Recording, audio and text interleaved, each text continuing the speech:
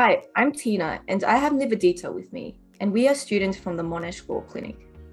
In this video, we will be discussing the concept of the best interests of the child. The areas discussed in this video can be found in Section 65AA and Section 60 of the Family Law Act.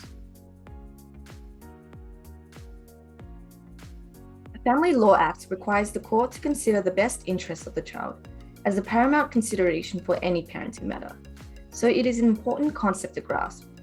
These considerations don't just apply to decisions made in court. All parents should bear the idea of best interest of their child in mind when making any decisions concerning their child.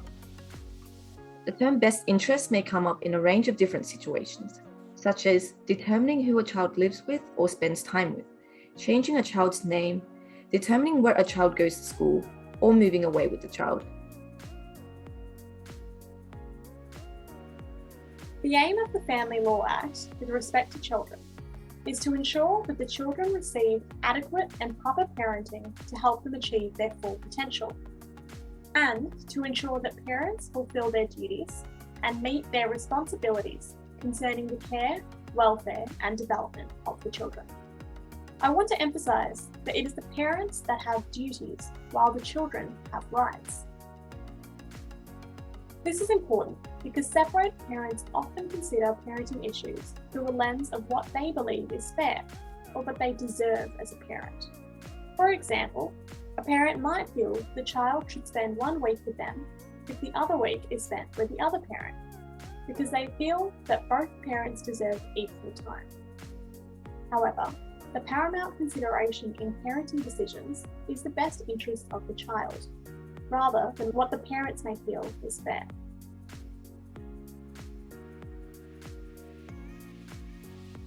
The Family Law Act sets out 2 primary considerations for what is in the best interest of the child. The first consideration is the benefit to the child of having a meaningful relationship with both parents, meaning a relationship that is important, significant, and valuable to the child. The second consideration is the need to protect the child from physical or psychological harm and prevent them from being subjected to or exposed to abuse, neglect, or family violence. Both factors are relevant, but the second consideration about protecting the child from harm is more important. In determining what is in the best interest of the child, there are 14 additional considerations. They are, firstly, the views expressed by the child. A child's view can be considered, regardless of age. However, the court will take into account the child's maturity or level of understanding in determining how much weight to give to their views. Secondly, the nature of the relationship between the child and each parent and other people, such as grandparents or other relatives. Thirdly, the extent to which each parent has taken or failed to take the opportunity to participate in making decisions about major, long-term issues in relation to the child. It is also relevant whether each parent has taken or failed to take the opportunity to spend time and communicate with the child. Next, the extent to which each of the child's parents has or hasn't fulfilled their obligations to maintain the child. The next is the likely effect of any changes in the child's circumstances, including the likely effect of any separation from either parent, any other child, or another person whom the child has been living with. The practical difficulty and expense of the child spending time with and communicating with the parent, and whether that difficulty or expense will substantially affect the child's right to maintain personal relations and direct contact with both parents on a regular basis.